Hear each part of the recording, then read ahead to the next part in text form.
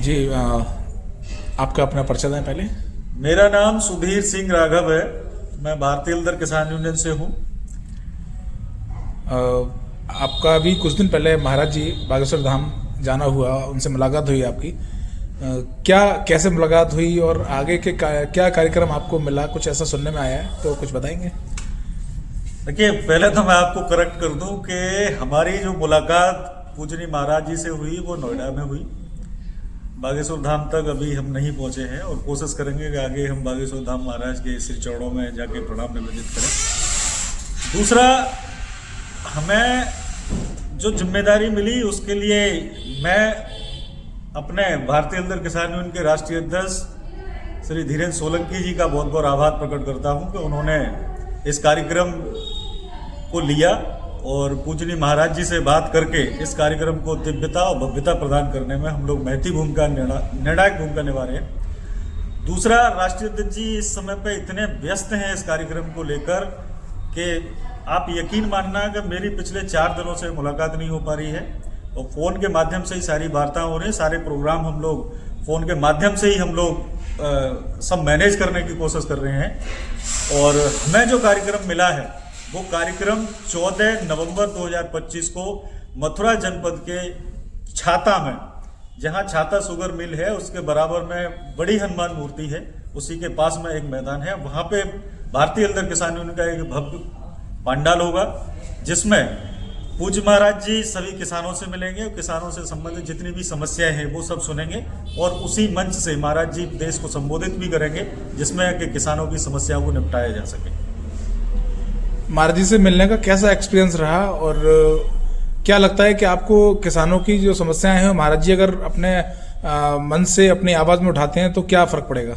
निश्चित तौर पर महाराज जी, देखिए मैं एक वाक्य बता दूं, जब हम लोग पहली बार हमारी जब मुलाकात हुई थी तो वहां हम लोगों से इस प्रकार से मिले थे कि जैसे एक भाई दूसरे भाई से मिलता है। पूज्य महाराज जी भी किसान के बेटे हैं और वो किसानों का दर्द बहुत अच्छे से समझते भी है।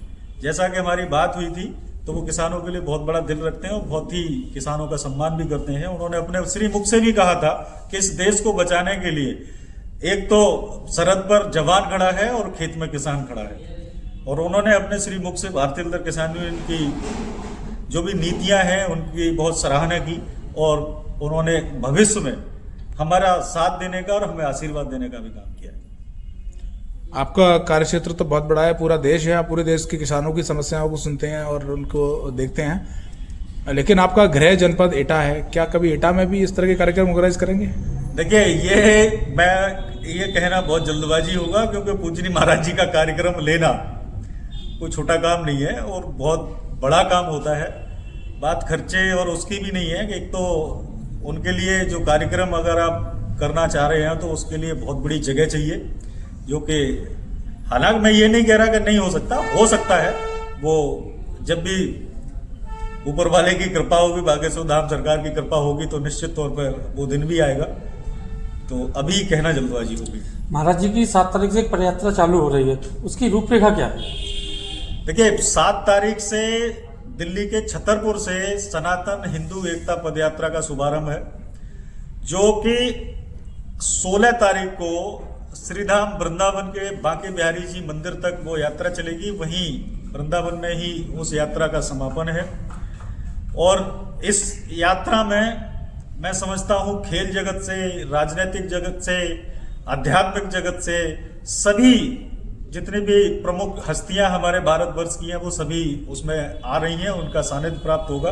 और मैं आप लोगों के माध्यम से, आपसे, आपके चैनल के माध्यम से सभी देशवासियों, सभी किसान देवताओं को, सभी सनातनी भाई बहनों को, माता बुजुर्गों को मैं आवाहन करना चाहता हूं कि इस पुण्य यात्रा में अपनी सहभागिता दें और भारतवर्ष को, सनातन धर्म को मजबूती प्रदान करने में अपनी अग्रणी भूमिका निभाएं। इस यात्रा का मेन उद्देश्य क्या है?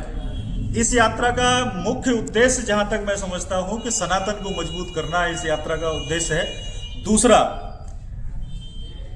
गौ माता की रक्षा, गंगा मैया, यमुना मैया की साफ सफाई की रक्षा, वातावरण की रक्षा, इस प्रकार के जो कार्यक्रम है वो महाराज जी के प्रमुख रूप से उन्होंने उन्हें उठाया। हिंदू राष्ट्र घोषित करने की बात कही जा रही है, क्या ये सच है? यात्रा के माध्यम से? देखिए, हिंदुस्तान हिंदू राष्ट्र है, इसमें कोई शक नहीं है। और ये बात मैं अपने मुंह से नहीं कह सकता, क्योंकि मैं किसी राजनीतिक पार्टी में नहीं हूं।